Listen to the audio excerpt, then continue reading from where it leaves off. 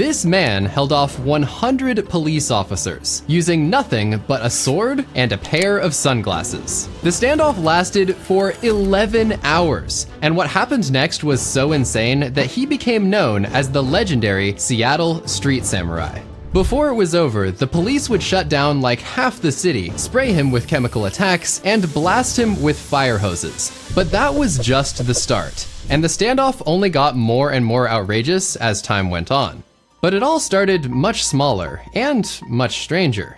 You see, at about 11 a.m., a cop saw the suspicious-looking man carrying a sword, and he followed him down the street. The man noticed he was being followed, so he suddenly jumped into action, whipping out his sword and waving it all around in the middle of the sidewalk. People scattered in every direction, the cop stepped forward, and then the man entered a, quote, low defensive stance. Nobody knew this at the time, but he would remain in about that same position for the next 11 hours, as an army of policemen attacked him with strategies that got weirder and weirder over time. He would just continue to stand there, doing nothing, but somehow surviving. As many comments have pointed out, this guy became the absolute definition of just standing there menacingly. At this point, people were fleeing the area, and the cop decided to call for backup. And you know, you might expect 1 or 2 police cars to show up, but actually, multiple SWAT teams arrived within minutes, alongside additional cop cars, fire trucks, ambulances, and police dogs. That day, over 100 police officers would be involved in the standoff, and they all formed a semicircle around him with their weapons at the ready. They also shut down all of the streets in every direction, stopping local businesses, causing major traffic jams, and forcing hundreds of people to evacuate the area. A little while later, people from TV stations started showing up to film this whole thing and stream it live on television. This would only cause things to get worse, because as more people heard about it on the news, more and more started crowding around the barricades and even watching the standoff from the rooftops. After establishing a perimeter, the first move for the police was to open negotiations with the swordsman. They shouted demands through bullhorns, trying to get him to drop the katana in exchange for random incentives. They opened with a bribe, a grand total of $50.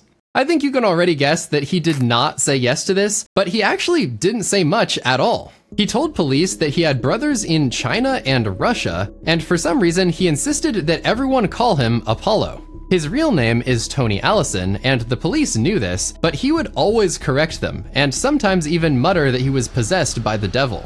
Since Tony was refusing to negotiate, the police consulted their tactical textbook. After much consideration, they decided to use the most powerful negotiation technique at their disposal: a classic 1997 Big Mac meal combo. They literally tried to bribe this man with a sandwich from McDonald's, because why send in negotiators when you could send in soggy buns and ultra-processed beef? To be fair, they received praise for not just using lethal force right away, but this was just absurd. Regardless though, Tony seemed to only care about forcing them to call him Apollo, and he had no interest in their offers. After several more failed attempts, the cops decided it was time to use force, so they began making plans to physically engage with the swordsman. Since they outnumbered him literally by a ratio of 100 to 1, you might just expect them to put on some armor and tackle him to the ground. But in this case, it was actually not an option because the cops realized they had a history with Tony. A while back, it had taken 3 cops just to overpower him when he wasn't even armed with a sword. Additionally, this guy, who was apparently one of Tony's friends, confirmed that he was well trained in martial arts and very good with a sword. The Seattle police also remembered that they had recently lost an officer in a sword battle just a few years prior, so with all of that in mind, they were not going to risk provoking Tony by going near him. Instead, they came up with a ranged attack idea that they could safely use without risking anyone's life. They decided to arm themselves with these weapons filled with these red beanbags, and these are no joke. Apparently they hit with the same force as a punch from a heavyweight boxer. As they commenced their assault and started hitting him with the beanbags, Tony definitely did move around, but he still looked mostly unbothered. He endures round after round. They even hit him in the balls multiple times, almost as if it was intentional. After launching off probably like 100 beanbags, they proceeded to fire a piece of chalk, which also hit him directly in the crotch area.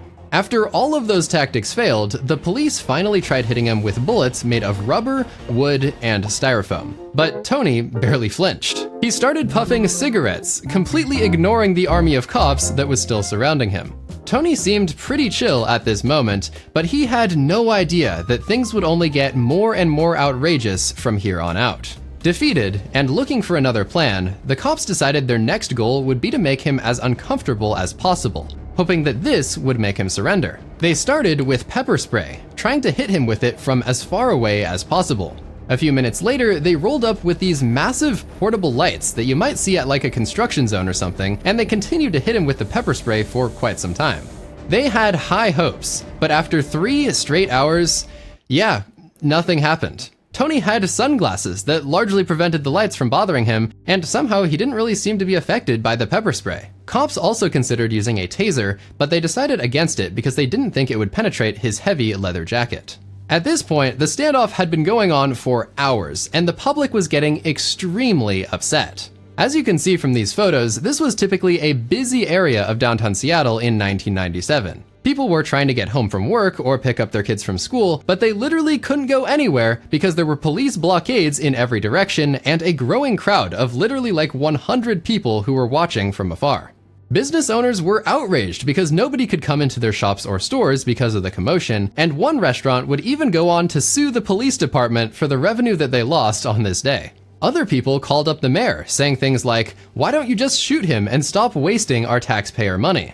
Just to give you an idea of the scale, the local 911 operators would log over 300 emergency calls from angry citizens, many of them offering advice or complaining about the traffic jams. Despite all of the chaos though, the police were set on using a non-lethal approach. They didn't want to take this guy out, especially since he was literally just standing there and not attacking anyone.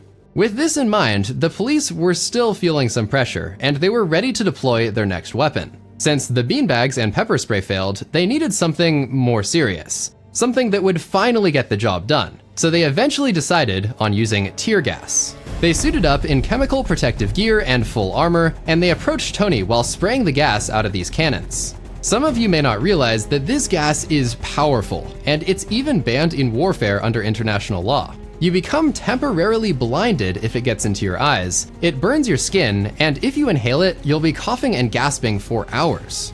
It also causes severe confusion and fear, and the police were hoping that this would make Tony lose control. But for him, it might as well have been mist coming out of a garden hose. He stood up, brushed it off like it was nothing, and proceeded to spit at the police for good measure. But the man shakes off the tear gas with almost superhuman strength. Tony was actually really smart about this. He managed to avoid most of the effects by lying face down on the ground and covering himself with his arms to prevent the chemicals from getting into his eyes and lungs. Everyone on the scene was shocked that he survived so effortlessly, but the police were not done just yet. For their next move, the cops really thought long and hard. Because if riot chemicals, projectiles, and blinding lights couldn't hurt him, what could? Eventually, they came up with a very creative tactic that nobody expected, and to execute it, they would need the help of the fire department. A few minutes later, additional fire trucks and personnel would arrive on the scene. Step 1 was to blast him with the fire hoses to get him wet, and then they pulled up with these absolutely massive industrial ventilation fans. The idea is that they would get him as wet as possible and then aim the fans on him to hopefully make him extremely cold from the wind chill. They even consulted medical experts when making this plan, and the doctors said that hypothermia might make him lose control of his weapon because it would make his muscles very weak. They proceeded forward with this tactic for quite some time, and news reports confirm that they soaked him with thousands of gallons of water. But Tony did not give up.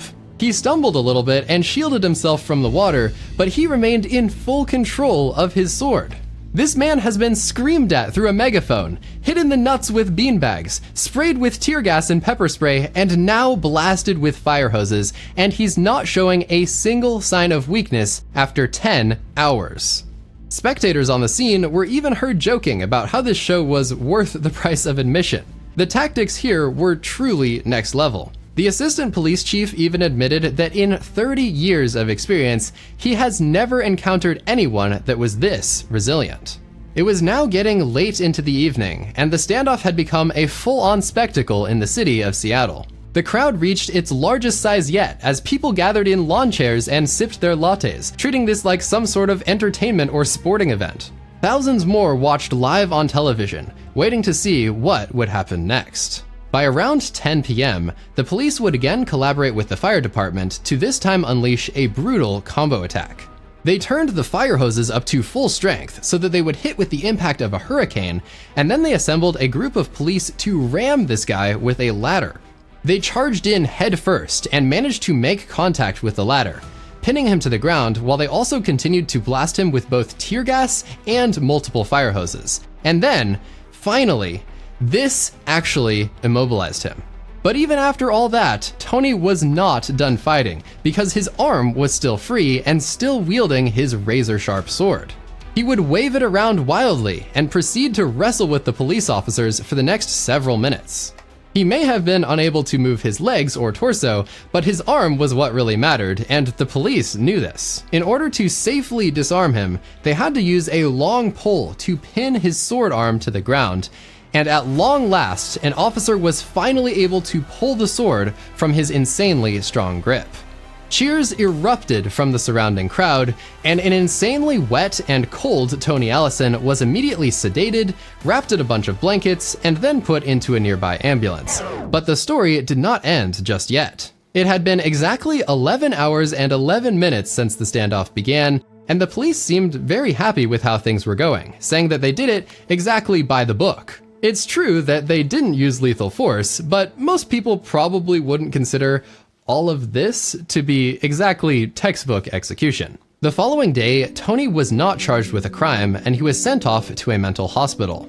While he was there, he would be reunited with his son, and he was reportedly grinning ear to ear. After that, Tony was really never heard from again. But in 2021, a random dad walking through a park did spot a familiar-looking katana next to this tent.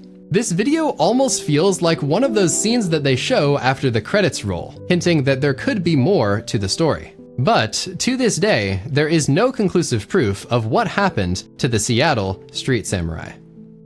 For more stories just like this, be sure to subscribe.